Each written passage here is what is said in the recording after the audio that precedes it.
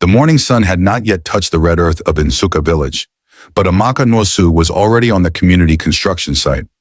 Her hands were blistered, her back ached, and her knees pressed against the rough cement bags as she mixed sand with water.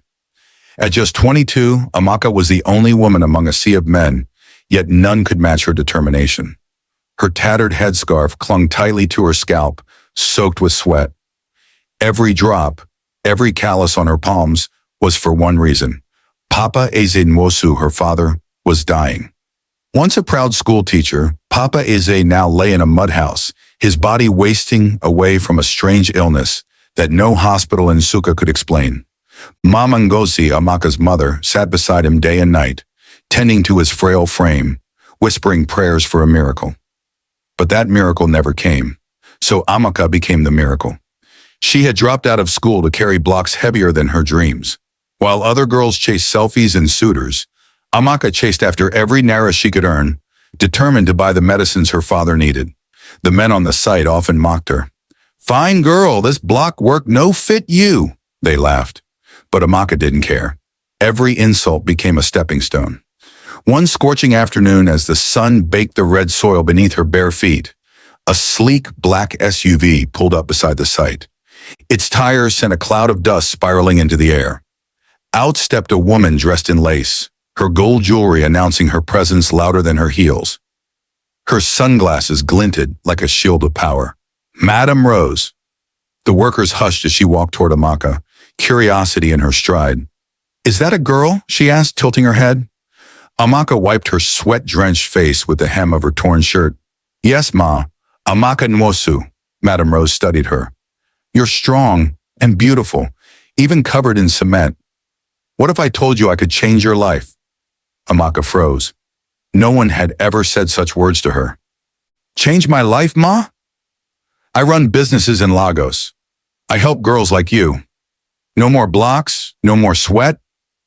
Come with me." Amaka's heart raced. Could this be the opportunity she had been praying for? That night, she returned home bursting with hope. "Mama, Papa, Madam Rose said she will take me to Lagos for a better job. I'll earn real money. Papa will get his treatment." Mama Ngozi's spoon slipped from her trembling hands. "Lagos," she whispered. Papa Eze coughed, his voice a shadow of its former strength. "Be careful, Amaka.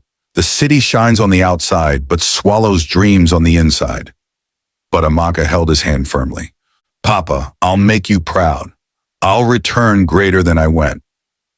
Before dawn, the entire compound gathered as Madam Rose's SUV arrived. Amaka hugged her parents, her heart heavy, yet determined. "I'll bring back money for Papa's treatment," she whispered. As the SUV pulled away, Amaka watched her parents get smaller in the rearview mirror. She didn't know it yet, but Lagos was not waiting to welcome her. It was preparing to break her spirit. But Amaka Nwosu had no intention of breaking. The road to Lagos was long and suffocating, but Amaka Nwosu barely noticed. Every tree that sped past the window, every billboard, every towering building felt like a promise of something better. She had never left Nsukka village, and now, with Madam Rose by her side, she believed destiny had finally found her. But Madam Rose was cold and distant. She didn't say much, her attention buried in her phone, snapping sharp business calls. "No excuses. Transfer it now," she barked. Amaka sat quietly, her small nylon bag clutched tightly at her feet. She didn't want to disturb the woman who held the keys to her family's salvation. When they arrived at Palmcrest Estate, Victoria Island, Amaka's jaw dropped. It was as if she had entered another world. Electric gates, marble driveways, houses with glass walls and flower beds that looked like paintings. Madam Rose's house was even grander.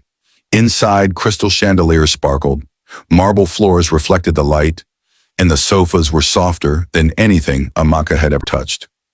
"You'll stay here with me for now," Madam Rose said, handing Amaka a towel. "Relax, Lagos will pamper you." The first night, Amaka bathed with hot water for the first time. She ate juicy chicken legs and slept on a mattress that cradled her body. Tears rolled down her cheeks, not of sorrow, but of fragile hope. She whispered, "Papa, I'll save you." Days passed, then a week. No job was mentioned. Madam Rose kept saying, Rest, you've suffered enough. But Amaka was restless. Every passing day was another day her father lay waiting for help. She wanted to work, to earn, to keep her promise. One evening, mustering courage, she approached Madame Rose, who was lounging on the couch, swirling red wine. "Ma, please, when will I start the job you promised?" Madame Rose smiled, a smile that didn't reach her eyes. "Tonight, Amaka. Your first assignment is tonight." Amaka's heart leapt. She ironed her best dress, wondering if it was a hotel receptionist job or maybe a cleaner's night shift. Anything was better than carrying blocks. But when Madame Rose entered her room at 8 p.m. with a shopping bag, Amaka's world shattered. "Wear this," she said. Inside the bag was a skimpy red dress, barely enough to cover a child, let alone a grown woman. Amaka stared in confusion. "Ma, I don't understand. You're going out with a guest. He paid for you. You'll make 10 times your construction wage tonight." Madame Rose's voice was sharp now, final. Amaka's heart pounded. "Ma, I thought you said—" Madame Rose slammed her wineglass.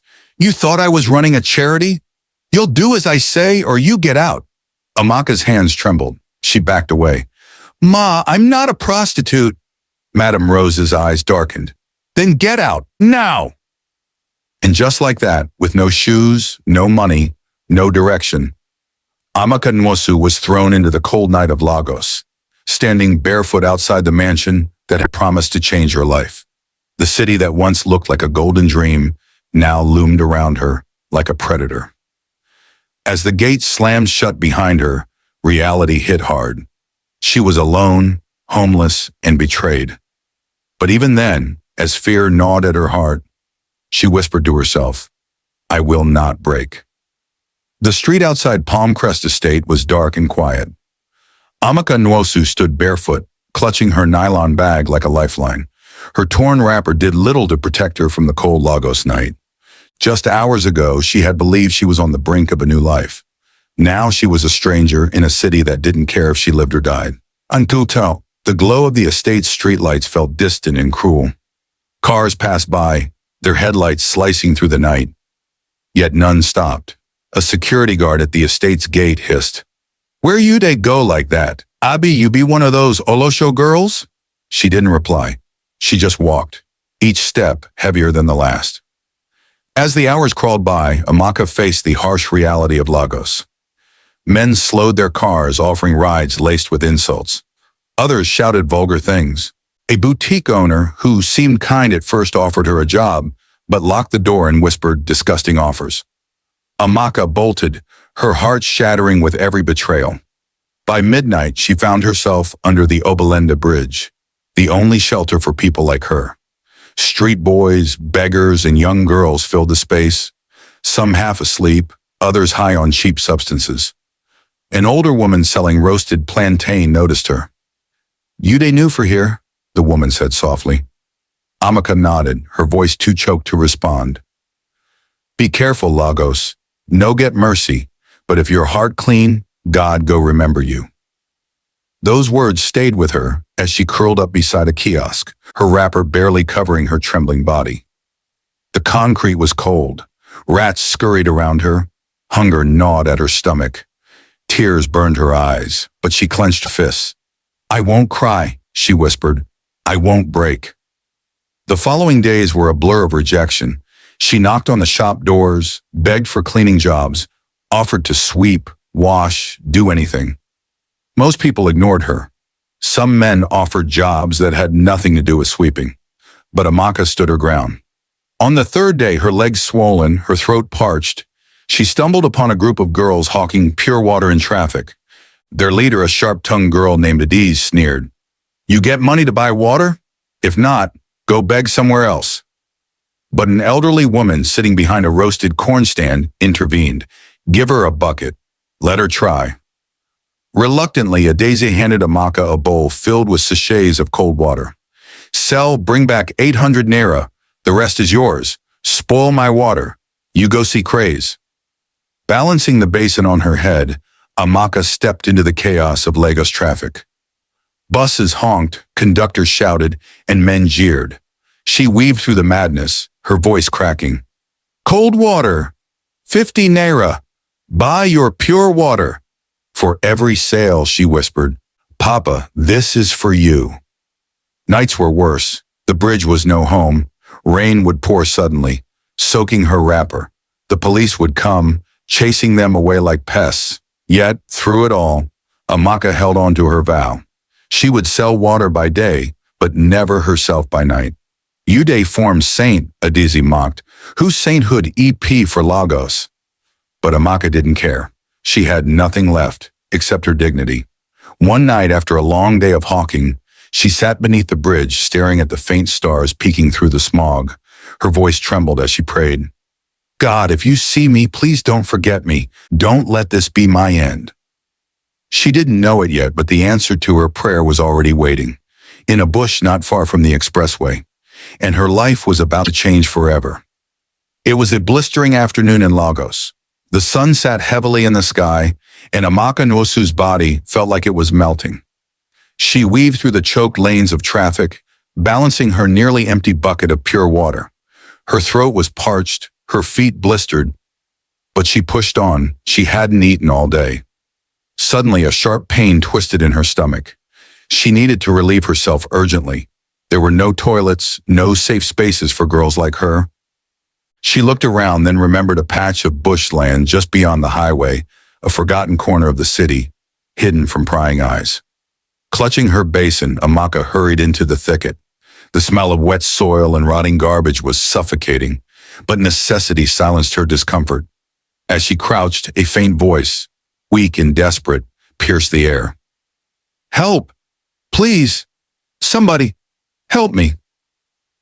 Amaka's heart froze. She turned slowly, every instinct warning her to run, but curiosity anchored her feet. The voice came again, more broken. Carefully, she tiptoed toward the sound, pushing aside the thick weeds. Behind a pile of old tires lay a man, bound and beaten. His white shirt was drenched in blood, his hands tied behind his back, his face swollen and unrecognizable. A deep gash across his forehead oozed with every shallow breath. His lips trembled.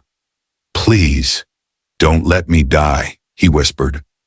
Amaka's mind raced. Was this a setup, a trap? But as she looked into his fading eyes, fear gave way to compassion. She couldn't leave him there. Not when she knew what it felt like to be abandoned. She dropped her bucket and began dragging him inch by inch towards the road. His body was heavy, twice her weight, but desperation lent her strength. Sweat poured down her face. Her hands blistered, but she didn't stop. Reaching the edge of the highway, Amaka waved frantically at passing cars. Please, somebody help! He's dying! But Lagos drivers didn't slow down. Some honked, some stared. Most just sped past. Finally, an old, dusty taxi screeched to a halt. The driver poked his head out, annoyed. Waitin' happen? Please, sir, help me. He's dying. Take us to the nearest hospital. I'll pay. I swear. The driver sighed, eyeing the bloodied man. Hope you go pay me, oh. Amaka nodded, though she had no idea how. Together they lifted the man into the back seat. She cradled his head, whispering prayers all the way to Rosewood Memorial Hospital. At the hospital gate, the driver demanded 1,500 naira. Amaka opened her bag. She had only 1,100, her entire day's earnings. Please, sir, this is all I have. The driver hissed and drove off. Inside, the nurses barely glanced up. Is he your relative? One asked coldly. No, but he's dying. Please help. Where is his deposit? I have nothing left. Please. Her pleas were met with indifference, until finally a doctor appeared, glanced at the man and shouted, We need to stabilize him now. But there was a problem. We need blood. His type is O+. Our bank is empty. I'll give him mine, Amaka said without hesitation. The nurses stared. Are you sure? Yes, take it, please. Minutes later, Amaka sat in a chair, a needle draining blood from her already frail body. She was dizzy, lightheaded, but she didn't care. She watched as her blood flowed into the bag. "Don't die, sir," she whispered. "Please live." An hour later, sitting on a bench in the corridor, her vision blurred. Her body couldn't hold up any longer. She slumped to the ground, unconscious. The hospital staff rushed to her aid. A nurse shouted, "The girl who brought him in just fainted. She hasn't eaten in days." In the emergency theater, the man she had dragged through the bush stirred. His heartbeat steadied. Slowly, painfully, his eyes opened. And in that fragile moment, as life returned to his battered body, Chief Obinna Okeke, one of Nigeria's most powerful billionaires, whispered a single word. "Where is she?" The hospital hallway was still when Chief Obinna Okeke rose from the bed.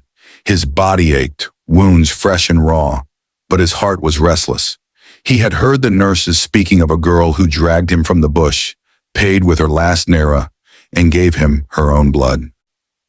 "I want to see her," he said, his tone soft but unyielding. "Sir, you need to rest. Take me to her." With slow, determined steps, Chief Obinna followed a nurse into the next ward. The door creaked open. There, lying unconscious on a narrow bed, was Amaka Nwosu.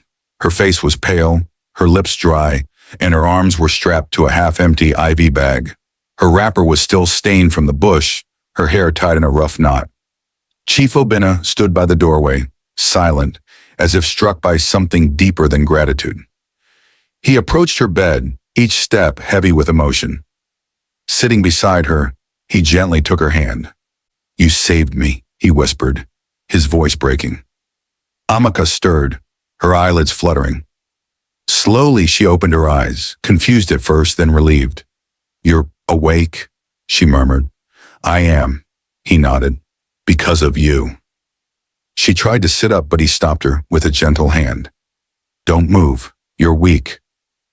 I couldn't leave you there," she said faintly. "No one deserves to die like that." Chief Obinna's throat tightened. Here she was barefoot, homeless, nameless, yet she had given him what no amount of his billions could buy. A second chance at life. "Why would you risk everything for a stranger?" he asked softly. Tears gathered in Amaka's eyes. "Because even if no one sees me, I still have a heart." Those words struck him like a wave. He saw himself reflected in her, a younger version of himself, once forgotten, once dismissed, until someone took a chance on him. Now it was his turn. "I promise you, Amaka," he said, gripping her hand firmly, "your life will never be the same again." At that moment, Amaka, Chief Obinna's trusted assistant, burst into the room panting. "Sir, thank God we found you. The family, the police, everyone's been searching for you." Chief Obinna raised his hand calmly. "Later, Amaka. This is more important." Amaka's eyes darted to Amaka, confusion written all over his face. How could this frail girl have saved the most powerful man in Lagos? Chief Obinna turned back to Amaka. "What's your name?" "Amaka Nwosu, from Nsukka." "Well, Amaka Nwosu from Nsukka," he said with a faint smile. "From this moment on, you are no longer alone." He called Amaka closer. "Settle every hospital bill. Get her food, clean clothes. She is not to lack anything." Later that evening, as Amaka sat up, a nurse wheeled in a tray of real food. Jollof rice, grilled fish, fresh juice. She stared at the plate like it was a treasure chest. With shaky hands, she ate slowly, each bite melting the bitterness of hunger from her bones. Chief Obinna sat nearby, observing her quietly. "Amaka, how did you end up on the streets?" he asked gently. And so she told him everything: her father's illness, her mother's struggles, Madame Rose's betrayal, the night she spent hawking water just to survive. Chief Obinna listened, his expression darkening at the mention of Madame Rose. "That woman will answer for what she's done," he muttered. But Amaka shook her head. "I don't care about her anymore. I just want to save my father." Chief Obinna leaned forward, his tone solemn. "What if I told you I could send your father abroad for treatment, full medical support? I'll arrange everything." Amaka's fork dropped. Her lips trembled. "Sir, why are you doing this for me?" He looked into her eyes. "Because you gave me life when I had none, and now it's time you lived yours. Before she could protest, he added, "Oh, and one more thing." Emeka stepped in, carrying a black suitcase. Chief Obinna placed it gently on the bed and opened it. Neatly stacked bundles of dollars gleamed under the fluorescent light. Amaka gasped. I can't accept this." "You can, and you will," Chief Obinna said, his tone firm yet kind. "Use it to build your future, not just for yourself, but for every girl who thinks dignity can't survive poverty." Tears streamed down her face. She couldn't speak. She didn't need to. Chief Obinna understood. That night, as she lay in the hospital bed, she whispered into the ceiling, "Papa, the miracle has come." But she knew, deep in her heart, that this was only the beginning. The next morning, the gates of Rosewood Memorial Hospital opened to a sight Amaka never imagined. Chief Obinna Okeke's sleek, black Range Rover, waiting at the entrance, flanked by his personal security team. The air was crisp, yet warm with a promise she could feel deep in her bones. Amaka Nwosu, now wearing a simple floral gown Amaka had bought, stepped out carefully. Her small nylon bag, the only possession she had, clutched tightly. Her hair was tied in a bun, her feet slipped into brand new sandals. Yet she still felt like the village girl from Nsukka who carried cement. But today, everything would change. Chief Obinna opened the car door himself. "Let's go home," he said. Amaka paused. "Home?" He smiled. "You'll see." The ride through Victoria Island was surreal. Towering glass buildings blurred past, busy streets bustling with life. But Amaka's mind was far away, imagining Papa Asa back home, lying weakly in their mud house. She clutched her bag tighter. She had to make this count. When the car finally turned into Maple Heights Mansion in Ikoyi, Amaka's breath caught. The gates, taller than any she'd seen, parted slowly to reveal a sprawling estate. Marble walls shimmered, security cameras tracked their every movement, and a fountain of golden lions roared silently at the entrance. This is your house?" Amaka asked, eyes wide. "It's our house now," Chief Obinna said, as if it were the simplest thing in the world. Amaka shook her head in disbelief. Inside, the mansion was a palace.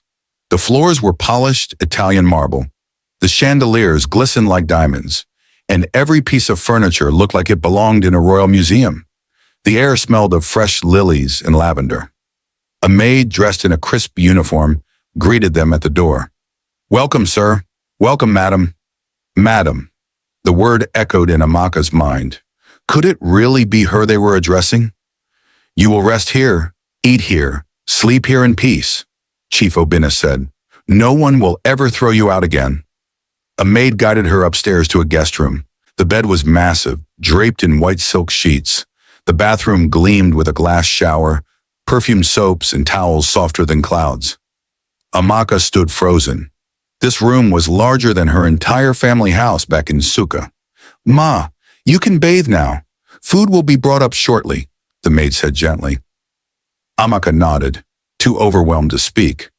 As the hot water from the shower cascaded down her back, she let herself cry. But this time the tears weren't bitter.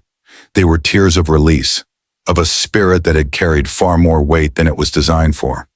Dressed in a soft lounge gown, she was called downstairs to the dining room. A table set for two awaited her. Dishes she had only ever seen in TV adverts were laid out. Grilled fish in creamy sauce, basmati rice with perfectly sliced vegetables, fresh fruit juice. She sat hesitantly. "Eat, Amaka. No one here will judge you," Chief Obinna encouraged. She picked up the silver fork slowly, unsure if she was holding it right. But as she took her first bite, she realized how long it had been since her stomach knew kindness. Later that afternoon, Chief Obinna invited her to the garden. The air was crisp, the trees perfectly pruned. Birds chirped, fountains bubbled. A marble table sat beneath a mango tree.